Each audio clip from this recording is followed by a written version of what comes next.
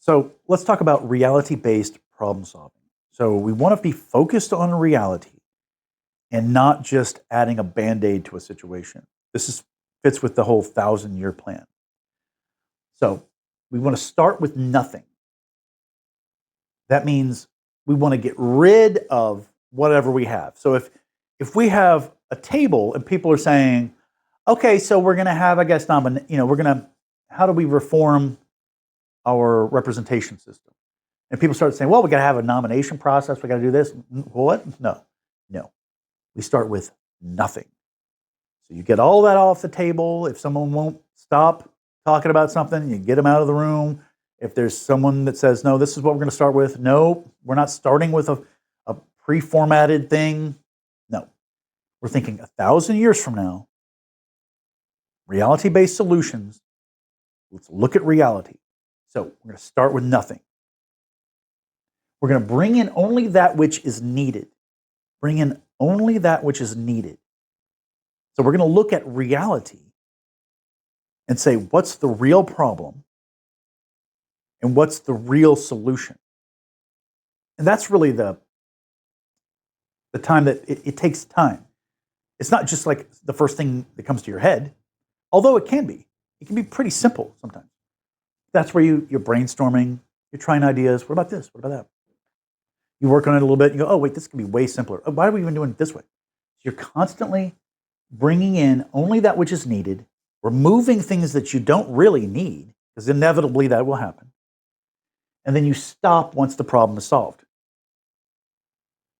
So I guess that's more of an issue with people and their agendas, and they want to keep going. They have power. So in any group, once you get rolling, your job is now the reformer, and for whatever reason, you would want to keep doing that, reforming. Maybe people give you adulation for being a reformer, and they give you praise, and you like that, so you want to keep reforming.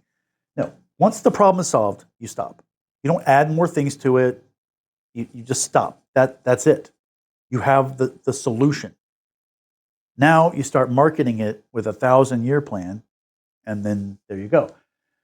So what you don't want to bring in is what you think you might use. So I was thinking, these are the problems that we face. You have a meeting, we're going to solve a problem. There are people that say, well, I think this might help. I think this might help. And so everyone's putting things on the table, not physical objects, but ideas. They're throwing ideas on the table. We're writing ideas on the wall. Whoa, what? What's all this? No. I mean, you can write that idea down and say, here's something I think we might use.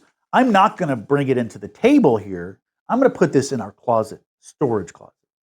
And so that's how I like to think of that. If you have an idea and you say, this is how they used to do it in Italy in the 1500s, okay, that's an idea. I put that in the storage area. And if we need to research that, we will. If we need the input, the things, the extra stuff, we'll go in there and pull it out if we need it. So start with nothing is this idea that you're putting stuff in storage. Someone announces something, no, we're starting with nothing. We don't have anything yet. So that's an idea. Maybe we use that. That's not something we're thinking about. And you really don't want people, if people are inevitably going to be doing that, I guess. Look how dirty. Oh, wow, you really see the dirt. So not what other people are doing. This is the most common thing.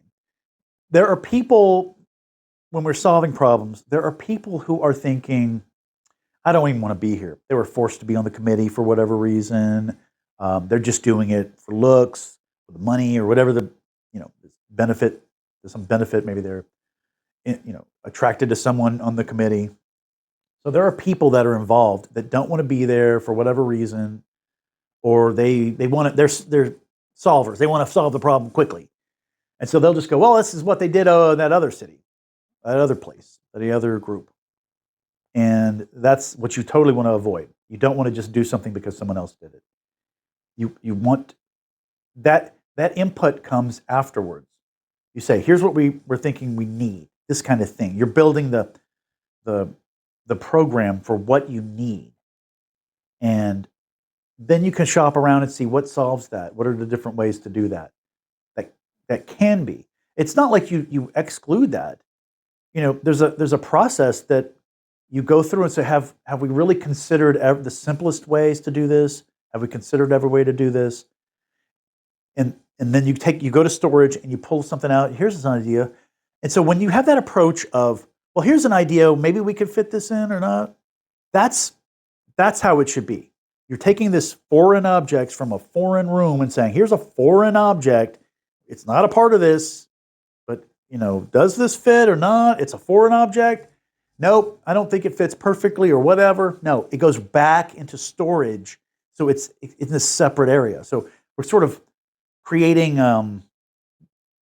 confined areas for your ideas. So you can sort of taxonomize your ideas. That there are ideas of what's real, what's needed. We need to solve the problem. So with the abortion issue, if we were to think reality-based solutions, we would understand that the ultimate end game is going to have to be that a woman has control over her own body. For abortion, a reality-based solution is facing reality. And the reality is that a woman is always able to have an abortion on her own. A young girl can attempt to kill her baby. And ultimately, I think we're going to see that we face the reality of we need to allow a woman, if she chooses, to kill her own baby. But so body autonomy for the pro-abortion people, they should be focusing on body autonomy. We want to keep that. And for anti-abortion people, they should be focusing on education, making sure that people understand, yes, this is killing a baby. You're killing a human. This is a little tiny homo that's helpless, and you're going to kill it, which is so strange that has to be, that people don't understand that. How, like, I thought one of the most understood things was like where babies came from. Where do babies come from? Oh, no, they magically appear outside of the vagina because as soon as, when they're inside, they're not babies. It's just, fetus is Latin for baby. It's fascinating. But so education should be what anti-abortion people should be pushing. We want girls and boys and everyone to understand that this is killing a baby. So let's not hide the reality of what's happening. It's not murder because it's not illegal, but you are killing your own baby. And another point of education is girls need to understand what this entails, what an actual abortion is. I think they think it's some sort of process that must be something unpleasant, and they take the baby out of you somehow. But when they understand what an abortion is, and I won't describe it here, but I encourage girls, if you want to fully be aware, and us to teach girls what an abortion is, what that looks like, what it feels like to the person having the abortion, that experience. Imagine you're getting that experience. You're never going to forget that. And the reality that you're killing your own child will be with you forever. That's another education point.